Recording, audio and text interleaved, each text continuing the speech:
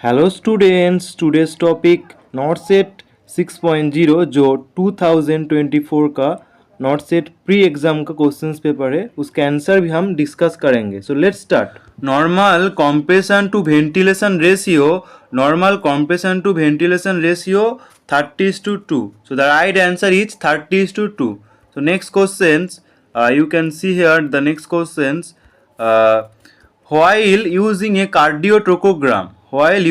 cardiotocogram, CDT, the given fetal heart rate is to uterine contraction relation shows the fetal heart rate gradually decrease and returns to baseline, but the nadir of the decelerations occurs after the peak of each uterine contraction.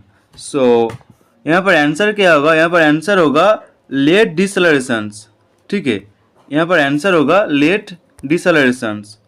Okay, so cardiotocogram CDT कर रहा है। ठीक है, CDT the given fetal heart rate to uterine contraction relation shows the fetal heart rate gradually decrease, fetal heart rate gradually decrease कर रहा है and return to baseline, फिर से बेसलाइन रिटर्न आ रहा है, but the nadir of the decelerations occur after the each uterine contraction, peak of each uterine contraction के बाद हो रहा है डिसलेशन, मतलब ये लेट डिसलेशन से। ठीक है, लेट डिसलेशन।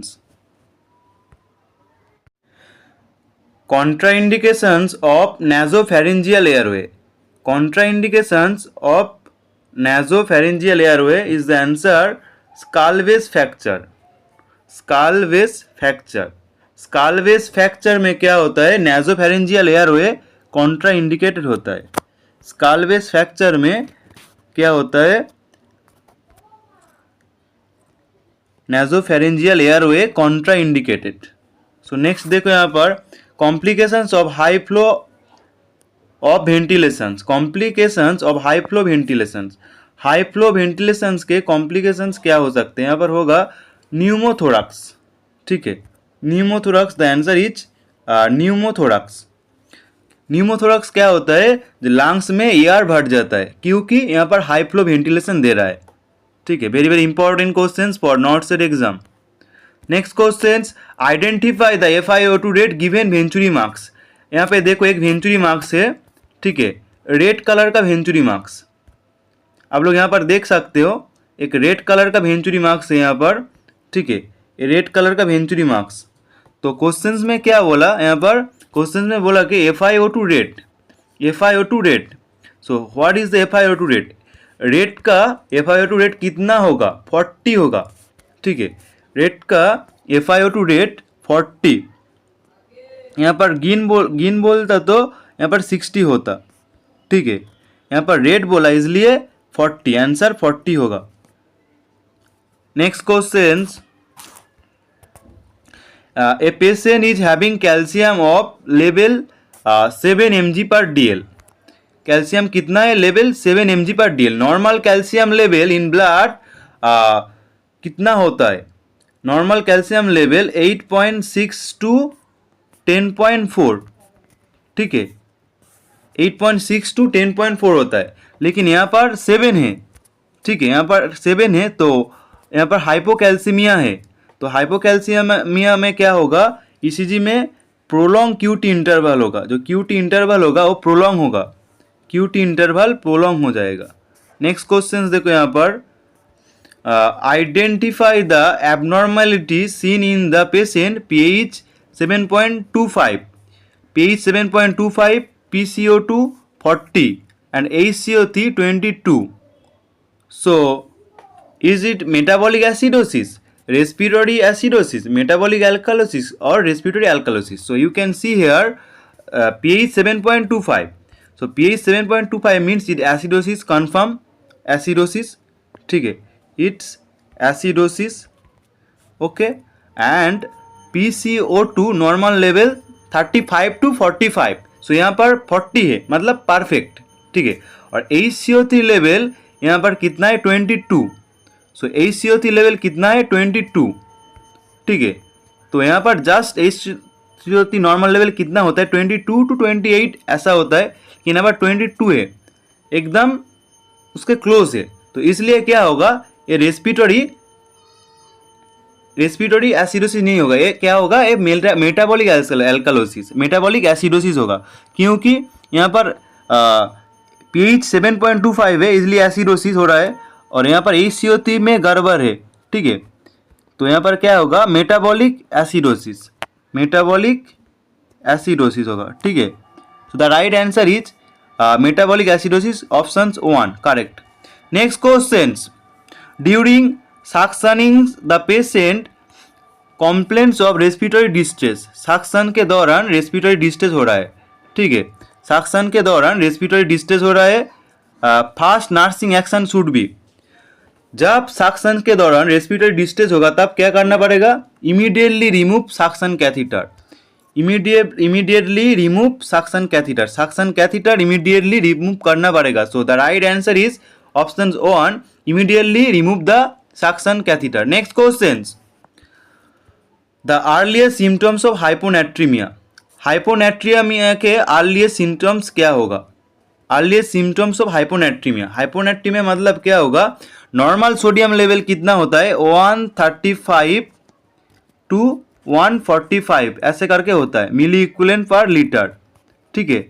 135 से जब डिक्रीज हो जाएगा, 135 से जब डिक्रीज हो जाएगा तब क्या होगा, हाइपोनेट्रीमिया होगा, और हाइपोनेट्रीमिया में जो सिम्टम्स होगा वो होगा फैटिक, अर्लीस्ट सिम्टम्स फैटिक होगा, हाइपोनेट्रीमिया में अर्लीस्ट सिम्टम्स फैटिक होगा, ठीक है, हाइपोनेट्रीमिया में earliest symptoms fatigue. So the right answer is फैटिक।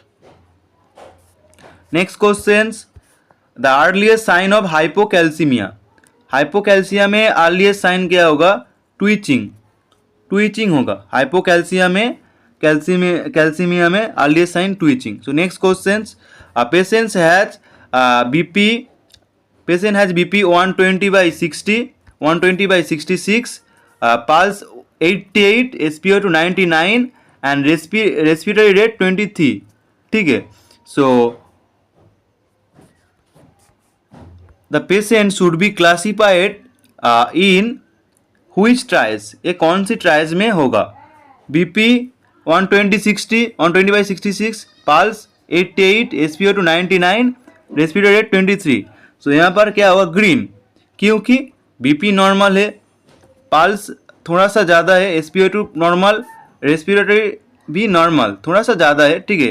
तो ये क्या होगा, ज़्यादा दिक्कत नहीं करेगा, इसलिए ग्रीन में, ठीक है, ग्रीन में होगा, तो आंसर होगा green. Next question, patient is having 104 BP 104 temperature, BP 140/90 mm of Hg, respiratory rate 28 per minute, beats per minute, pain scale 5। So which factor you will primarily manage this, यहाँ पर temperature बहुत ज़्यादा high है, ठीक है जी, temperature बहुत ज़्यादा high, इसलिए पहले टेम्परेचर को मैनेज करना पड़ेगा। BP 140/90 तब भी ठीक है, ज़्यादा है लेकिन टेम्परेचर बहुत ज़्यादा है, इसलिए टेम्परेचर को पहले प्रायोरिटी देना पड़ेगा, ठीक है। So the right answer will be temperature 104 Fahrenheit। Next questions, same questions, patient has temperature 103 Fahrenheit, heart rate 110 heart rate, respiratory rate 23, BP 132/66। So which factor you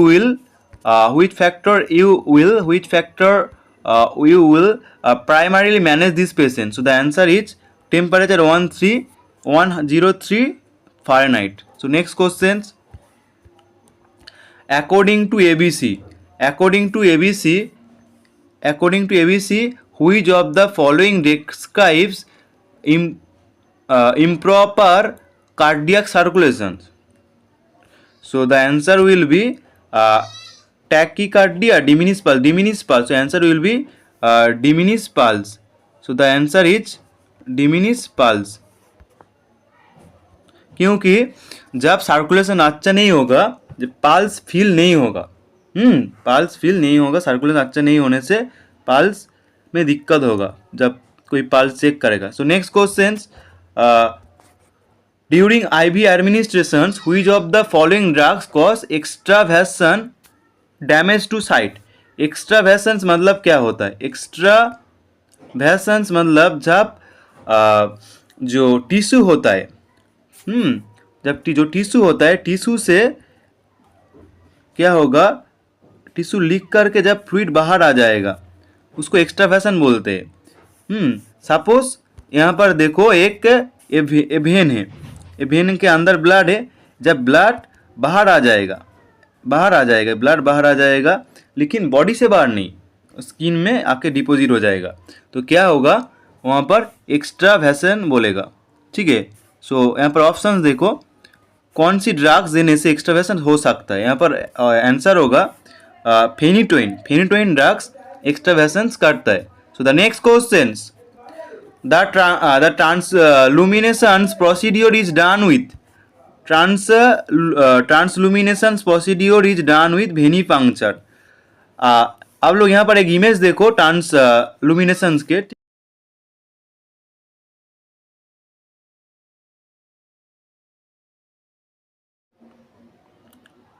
In a 3-year child, which of the following is the best complementary feed that can be given to this child?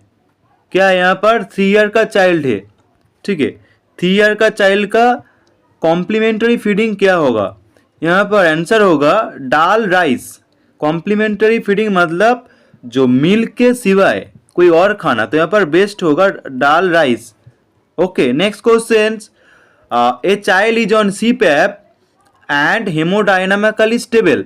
A child is on CPAP and hemodynamically stable. Hemodynamically stable मतलब उसका blood pressure ठीक है, उसका heart rate ठीक है, blood flow भी अच्छे से हो रहा है. ठीक है, हार्ट रेट ठीक है, ब्लड फ्लो ठीक है, और बीपी भी ठीक है, नॉर्मल. इसको हेमोडायनामिकली स्टेबल बोलते हैं. तो चाइल्ड CPAP में है. ठीक है. सो Which of the following is the best method of feeding this child? इस चाइल्ड को फीडिंग देना पड़ेगा, तो बेस्ट मेथड क्या होगा? एक चाइल्ड जो है वो जो CPAP चल रहा है उसको, तो इसको best feeding nasogastric feeding best होगा. So the right answer is nasogastric feeding. Next question, in a 4.5 mm ET tube, what size suction catheter use? 4.5 mm ET tube में कितना सक्शन कैथेटर यूज करेगा?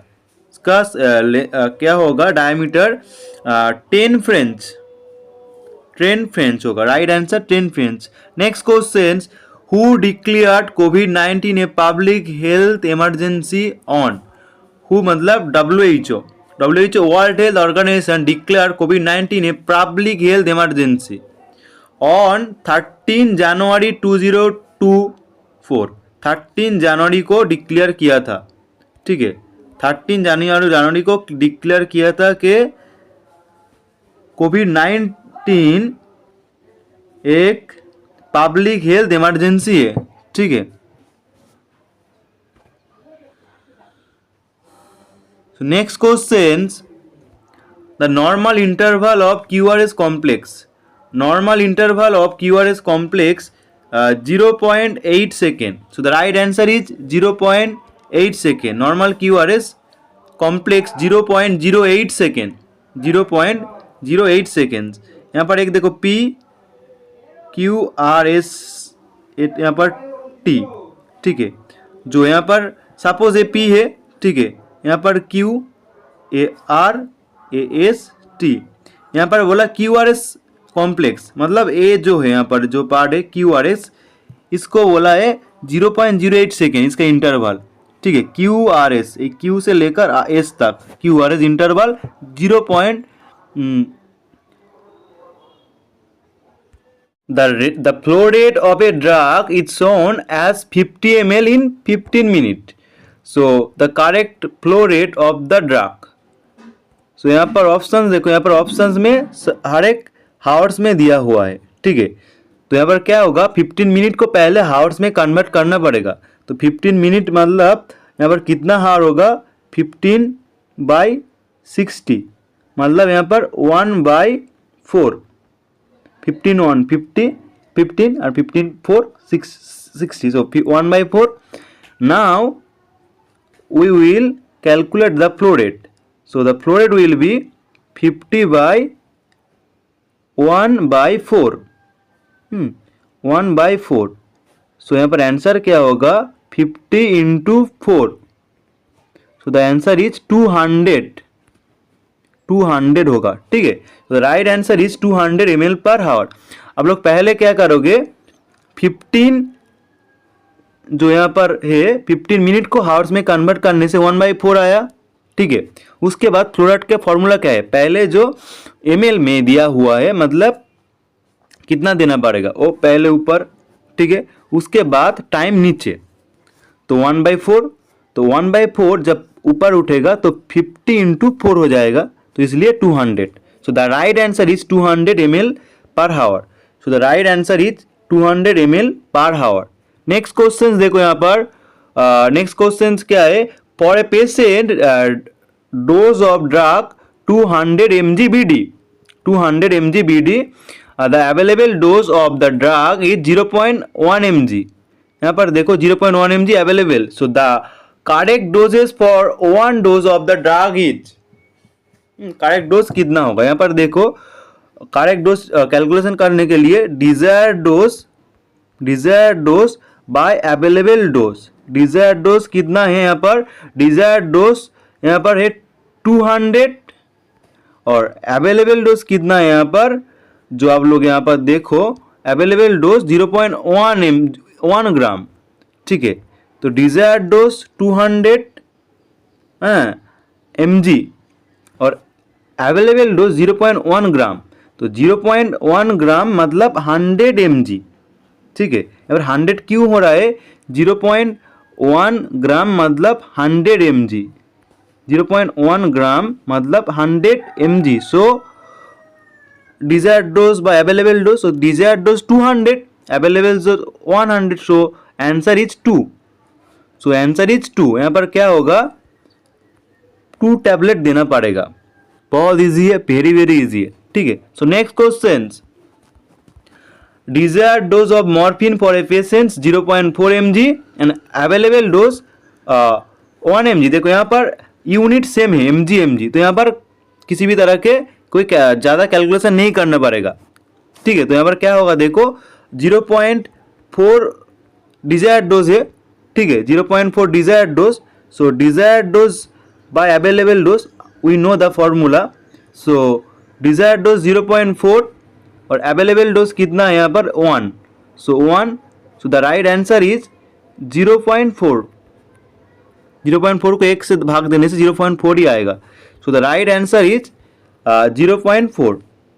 Next questions, an asthma patient comes to emergency with complaints of wheezing and chest pain.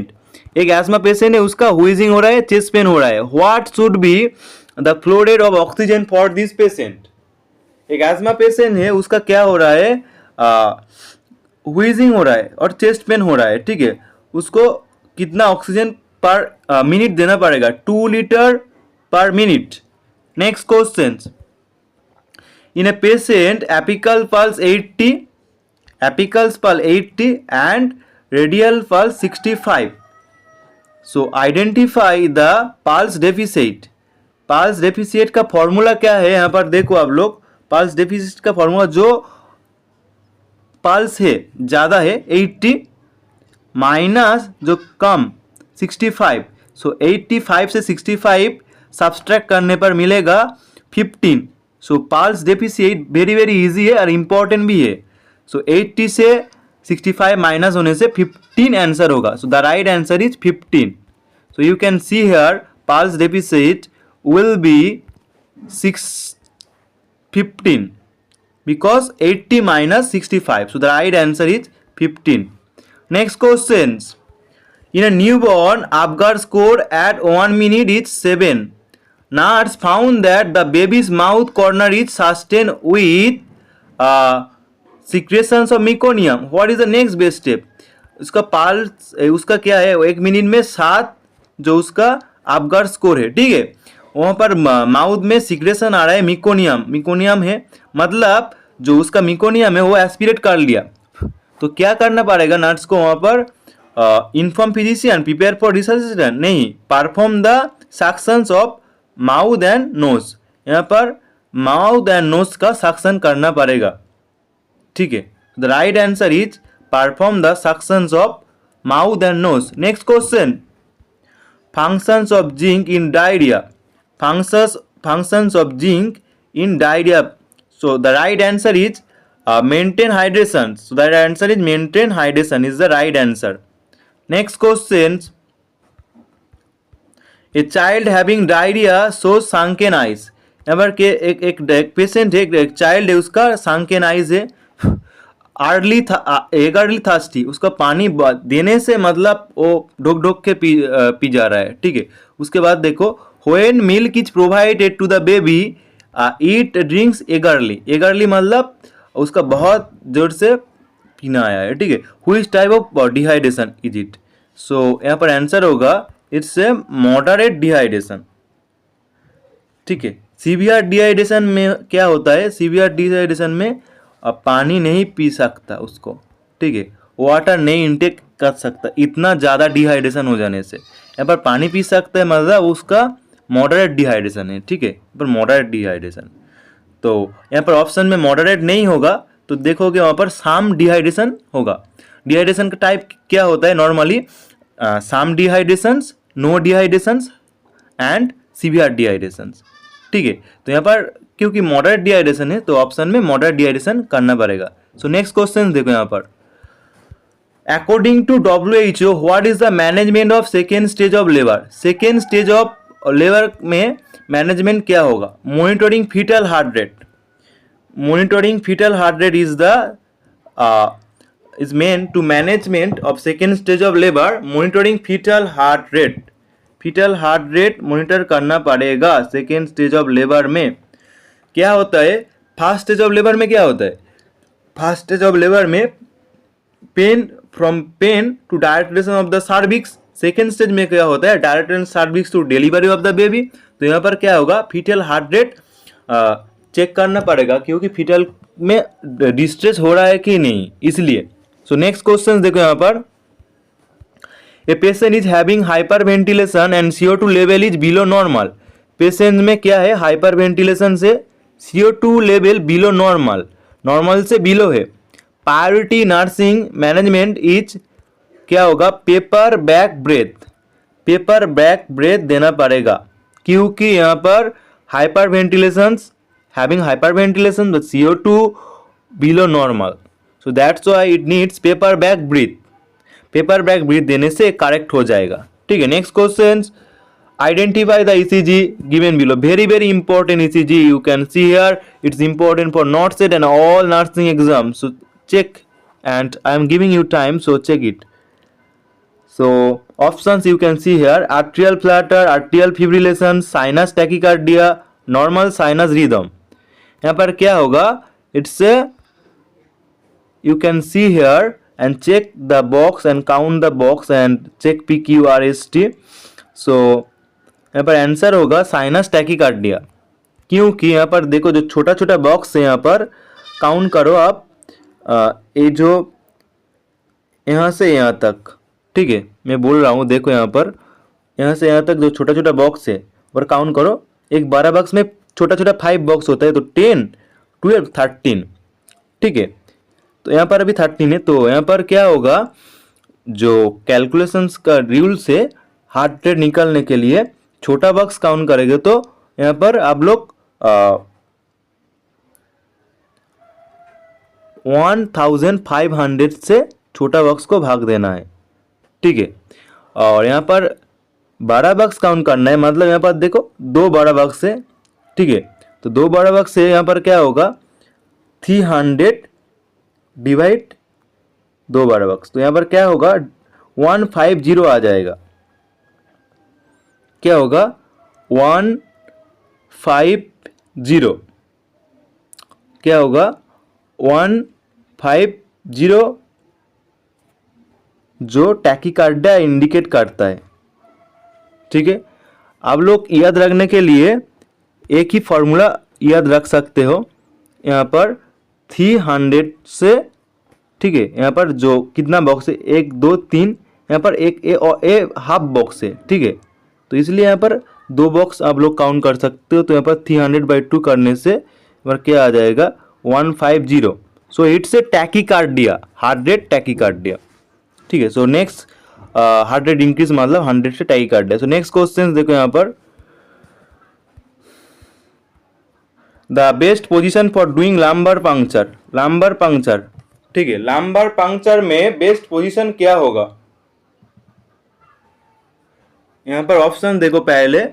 ठीक है, यहाँ पर option देखो, left lateral, right lateral, Fowler's position, prone position. Answer होगा left lateral. क्या होता है यहाँ पर, पेशेंट्स को बोलता है कि आप लेट जाओ सुपाइन पोजीशन में, उसके बाद आप लेफ्ट लैटरल हो जाओ और उसको सी शेप देता है, थोड़ा सा कार्प होके ऐसे करके। यहाँ पर मुंडी होता है, तो यहाँ पर जो लंबर पंक्चर करता है, ठीक है, तो क्या होगा उसको सी शेप देना पड़ेगा, नहीं तो नहीं होगा।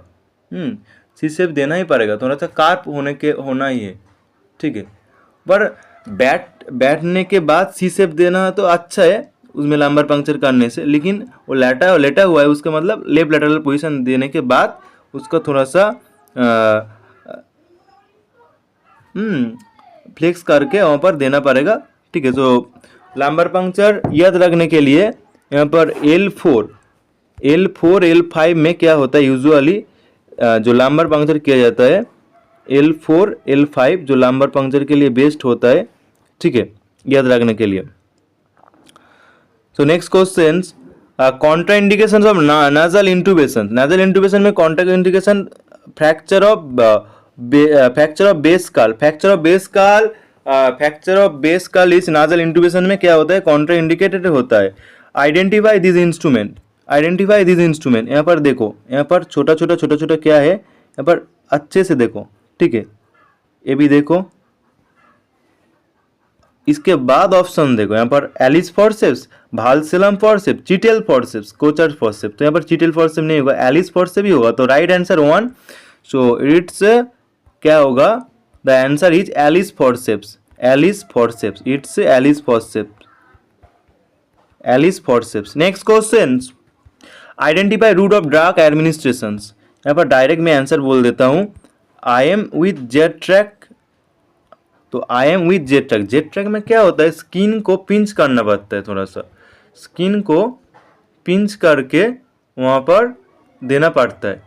क्या होता है, स्किन को पिंच करके जेट ट्रैक मेथड से आई एम देना पड़ता है। स्पेशली जो आयरन का इंजेक्शन होता है ना, आयरन जो आई एम करता है उसको जेट ट्रैक मेथड से देता है। जो कलरफुल ड्रग्स होता है, कलरफुल ड्रग्स होता है, उसको आई am with Z track method से देना पड़ता है। ठीक है, याद रखना।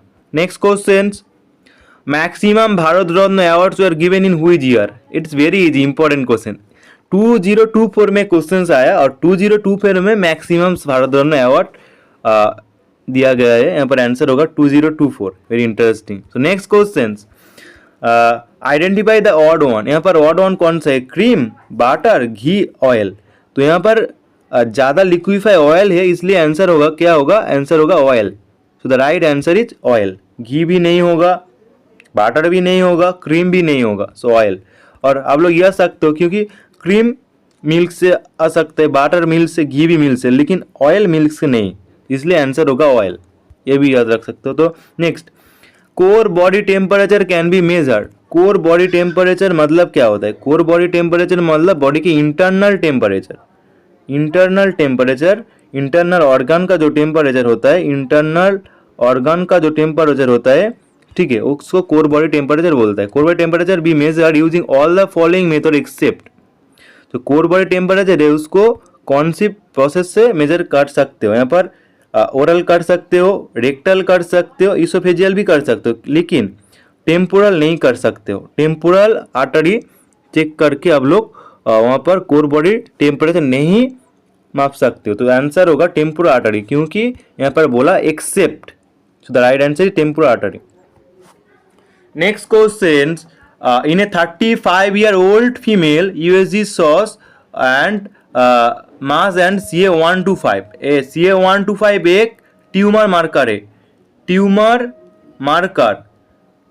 मार्कर CA125 एक ट्यूमर मार्कर है। ट्यूमर मार्कर क्या होता है, इसे क्या इंडिकेट होता है, यहाँ पर ओवारियन कैंसर। इस कॉन्फर्मेटिव टेस्ट नहीं है, लेकिन इसको इंडिकेट क्या करता है, ओवारियन कैंसर। ज़्यादातर कैंसर का कॉन्फर्मेटिव टेस्ट क्या होता है, बायोप्सी, लेकिन यहाँ पर CA125 चेक करने से वहाँ पर रिएक्टिव है, मतलब वो इंडिकेट करता है उसका ओवारियन कैंसर होने के ज़्यादा चांस है। So the right answer is ovarian cancer, option 1। ठीक है, thank you for watching MG nursing classes.